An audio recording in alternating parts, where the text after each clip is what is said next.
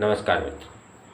आज आपको मैं सोई हुई किस्मत या भाग्य के विषय में बताने जा रहा हूँ।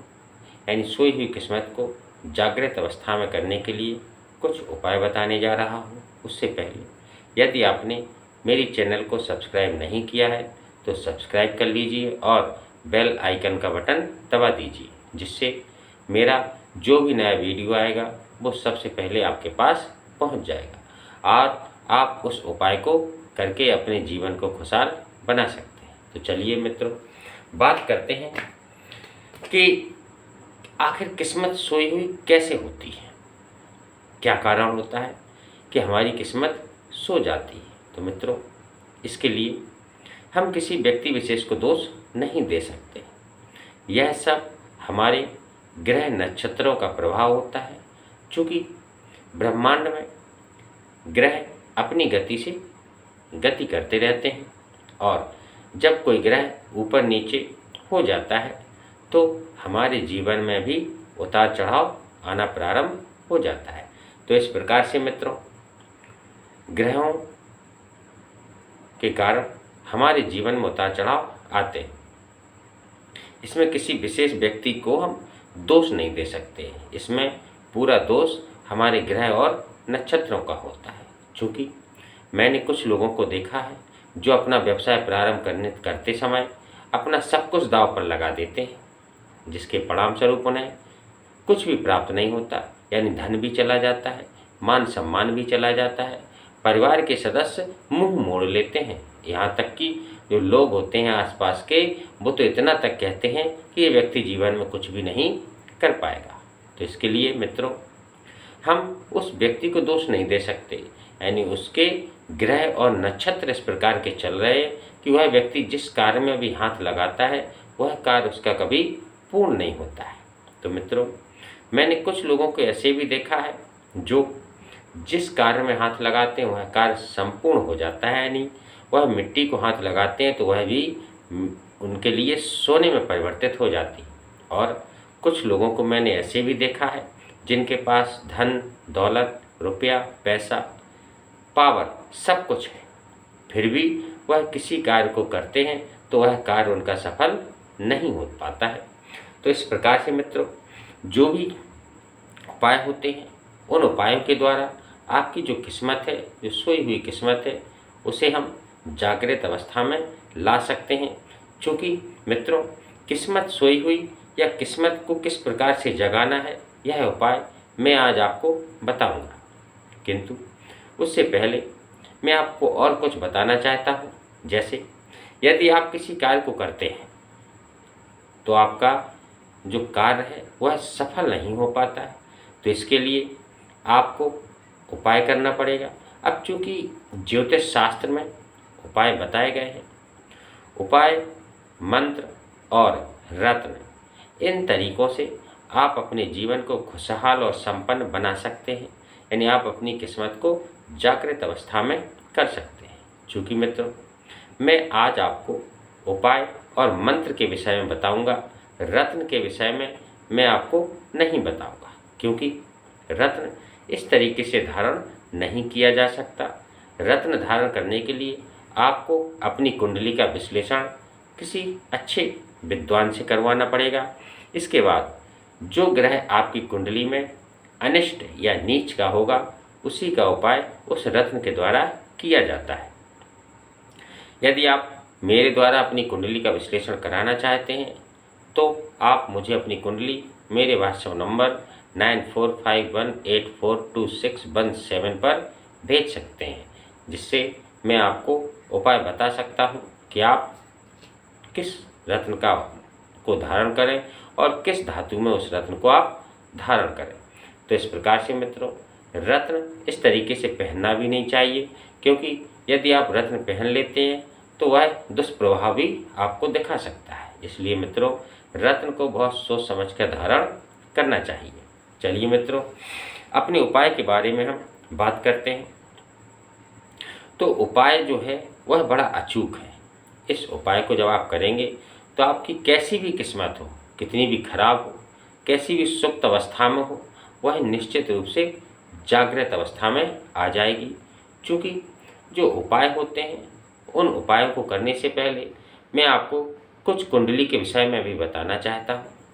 जैसे यदि आपकी जो जन्म कुंडली है, जन्म कुंडली में कोई ग्रह नीच का यदि बैठा हुआ है आपके धन भाव में, अब चूँकि धन भाव की बात करें तो जो धन स्थान होता है वह 11वें, दूसरे या 5वें, यानी 11वें भाव में या दूसरे भाव में या 5वें भाव में यदि कोई ग्रह निम्न का, नीच का या अनिष्ट करने वाला बैठा होता है तो आप किसी भी कार्य में हाथ डालेंगे आपको कभी भी सफलता प्राप्त नहीं होगी। इसलिए मित्रों, कुंडली में 11वें स्थान पर, दूसरे स्थान पर या 5वें स्थान पर, इनसे आपको धन आगमन के रास्ते मिलते हैं। यदि इन स्थानों पर कोई निम्न ग्रह या नीच का ग्रह बैठा होता है तो वह कभी भी आपको किसी भी कार्य में सफलता प्राप्त नहीं होने देता है। तो इसलिए आप इस तरीके से विश्लेषण भी कर सकते हैं। तो कुंडली मुख्य भूमिका निभाती है आपकी किस्मत में। तो इसलिए कुंडली में जो भी ग्रह होंगे इस उपाय के द्वारा वह शांत हो जाएंगे और आपके जो धन आगमन या आप किसी कार्य को करने जा रहे हैं उसमें सफलता का ना मिलना वह आपका समाप्त हो जाएगा और आपको सफलता मिलनी प्रारंभ हो जाएगी। यह उपाय बड़ा ही कारगर है। इसके लिए आपको एक कार्य करना है। सबसे पहले आपको एक क्रिस्टल मतलब स्फटिक, यानी क्रिस्टल या स्फटिक का आपको एक श्री यंत्र लेना है। श्री यंत्र की जो लंबाई है, ऊंचाई या चौड़ाई वो कम से कम 2.5 इंच होनी चाहिए। 2.5 इंच से छोटा श्री यंत्र नहीं होना चाहिए।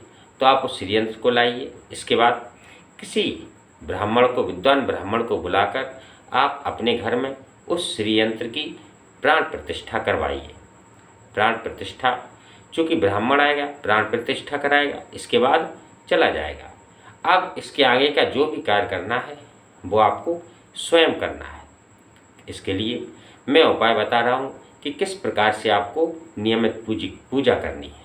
तो जब पंडित प्राण प्रतिष्ठा करा के चला जाए, इसके बाद आपको एक कटोरी लेनी है, चांदी की, तांबे की या स्टील की, यथाशक्ति, यानी जैसी आपकी सामर्थ्य हो, शक्ति हो, उसी तरीके से आप कटोरी ले लीजिए और उस कटोरी में पीले चावल भर दीजिए। पीले चावल भरकर उसमें श्री यंत्र की स्थापना कीजिए।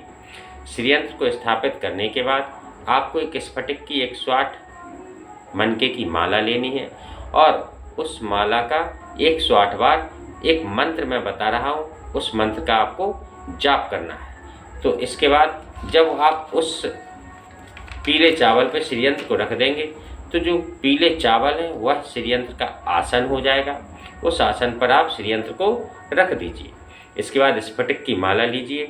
आपको 108 बार एक मंत्र का जाप करना है। उससे पहले एक बात आप ध्यान से सुने कि आप चाहें तो इसकी श्री यंत्र की पूजा सुबह के समय सूर्योदय से पहले या रात्रि के समय कर सकते हैं।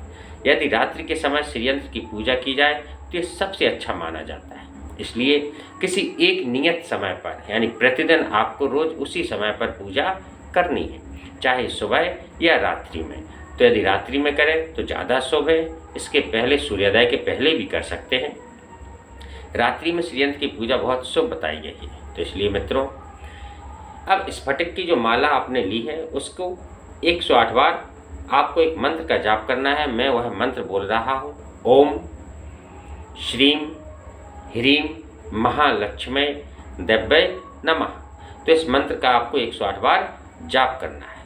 और इसके साथ जब आप एक बार मंत्र पढ़ लें, ओम श्रीं ह्रीं महालक्ष्मी देव्यै नमः, तो एक चुटकी कुमकुम उस यंत्र पर चढ़ा दें। इसके बाद दूसरी बार ओम श्रीं ह्रीं महालक्ष्मी देव्यै नमः, दूसरी बार कुमकुम।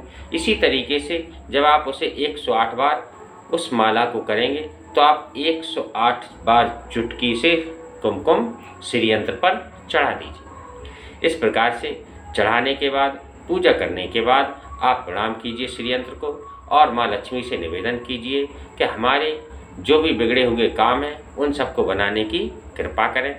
इसके बाद आपको एक विशेष ध्यान और देना है कि जब भी पूर्णिमा आए तो पूर्णिमा के दिन आपको जो भी चावल है और कुमकुम है उसे बहते हुए जल में प्रवाहित कर दें। अथवा एक और उपाय कर सकते हैं कि जो कुमकुम आपने चढ़ाया है उस कुमकुम को किसी डिब्बी में रख लें। आप उसका रोज़ तिलक करें, परिवार के सभी सदस्य उस कुमकुम का तिलक करें। और यदि ऐसा संभव ना हो तो आप उस चावल के साथ में उस कुमकुम को भी किसी बहते हुए जल में प्रवाहित कर दें। इसके बाद पुनः कटोरी में अन्य दूसरे चावल, पीले चावल पुनः रखें और उस पर पुनः श्री यंत्र को स्थापित करें और यह वही प्रक्रिया पुरानी फिर से कुमकुम और माला का जाप करते हुए कुमकुम अर्पित करें। यह प्रक्रिया आपको नियमित रूप से करनी है, यानी इस प्रक्रिया को आप लगातार करते रहिए। कुछ ही दिनों में आपके समय में परिवर्तन आना प्रारंभ हो जाएगा। आपकी सोई हुई किस्मत जागृत अवस्था में हो जाएगी, यानी आप जिस कार्य में हाथ डालते थे उसमें असफलता प्राप्त होती थी, अब उन्हीं कार्यों में आपको सफलता प्राप्त होने लगेगी। तो इस प्रकार से मित्रों, मेरे द्वारा बताए गए नियम यदि अच्छे लगें तो मुझे सब्सक्राइब कीजिए, लाइक कीजिए। धन्यवाद। और मित्रों, रत्न का विशेष महत्व होता है, इसलिए रत्न इस प्रकार से नहीं पहनना जब तक कुंडली का विश्लेषण ना हो जाए। तो इस प्रकार से मित्रों, मैंने आपको उपाय बताए और उनसे संबंधित जो भी चीज़ें हैं वो सब बताई। तो आप मेरे YouTube चैनल को सब्सक्राइब कीजिए। जय लक्ष्मी मैया की।